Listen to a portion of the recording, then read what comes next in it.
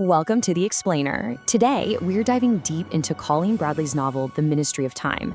Now, this is a story that poses a pretty wild question. What if history didn't just repeat itself, but actually showed up on your doorstep, needing a place to crash? And that question, it is everything in this book.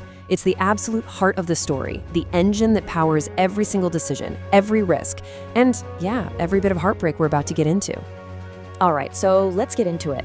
The story basically throws us headfirst into this super secret operation. We find out that a shadowy part of the British government is running an experiment. And honestly, it's so wild it sounds like something straight out of science fiction. What they're doing is, well, they figured out how to literally pull people from the past.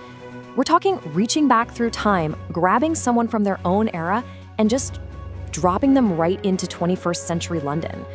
Crazy, right? And of course, the government has a very bureaucratic, very sterile name for these people. They're called expats.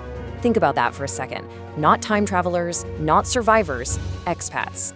It's a word that immediately makes them sound like outsiders, and their whole existence, it's a top-level secret. So how do they do it? Well, the ministry's process is just as cold as you'd imagine. It's this four-step plan that treats people like assets. Isolate, displace, assign a handler, and then monitor. There's no warmth, no humanity. It's just pure clinical protocol. Okay, so this is where we meet our narrator. She's a civil servant, basically a cog in this giant impersonal machine. And her job? She's assigned as a handler to one of these expats, tasked with helping them adjust to this totally bewildering new world. And her assignment is a big one. It's Commander Graham Gore. Now, this guy is a 19th century polar explorer who was pulled from a doomed Arctic mission. History books say he died. He should be dead. But the ministry swooped in, saved him, and then just jettisoned him into a future that would be completely alien to him.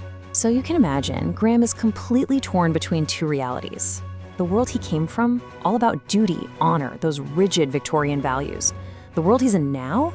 It's a mess of weird technology, totally different social rules, and on top of it all, he has to live with the heavy, crushing knowledge of how he was supposed to die. And adapting? Man, it is a struggle. Every single day, it's so much more than just figuring out a smartphone. He's wrestling with this massive existential crisis, knowing his own fate, all while being treated like, less like a man and more like a science experiment. So naturally, things get complicated. The whole experiment starts to go off script. As our narrator helps Graham navigate this new life, those professional boundaries, they just start to dissolve. The handler and her subject begin to see the real person in each other. And that connection, it turns into something much, much deeper and a whole lot more dangerous.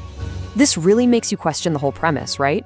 Sure, the ministry saved these people, but what's the price? They control everything about their new lives. It begs the question, if you save someone just to control them, did you really save them at all? Or did you just put them in a different kind of prison? And here's where the book lands its biggest punch. It argues that the biggest, most chaotic variable in this whole time travel experiment isn't messing with physics. Nope, it's human connection, it's attachment, it's love. Then our narrator discovers the awful, devastating truth of the program. The expats, they're not being rescued for a new life. They're just part of a pilot program, an experiment. And when the experiment is done, they're considered completely, utterly disposable. So yeah, this changes everything. This horrifying discovery puts our narrator in an absolutely impossible spot. The life of the man she's fallen for is now quite literally in her hands. And the choice she faces is just brutal. She can try to save Graham, but that means risking, everything. The timeline, the ministry, her own safety, or she can do her job, serve the system, and let him be disposed of, losing him forever. So why should you care about all this? Because what this story does so brilliantly is use this cool sci-fi idea to explore some really deep stuff. Things like, what is identity when you're ripped from your time and place?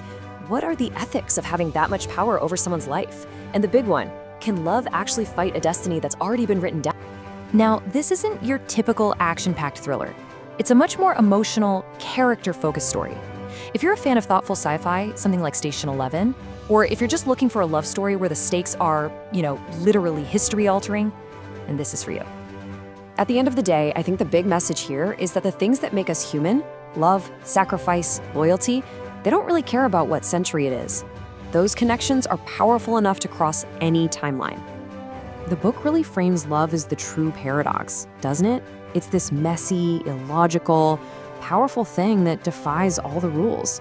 And that kind of leaves you wondering, is a paradox like that something you're supposed to figure out and solve? Or maybe the whole point is just to survive it?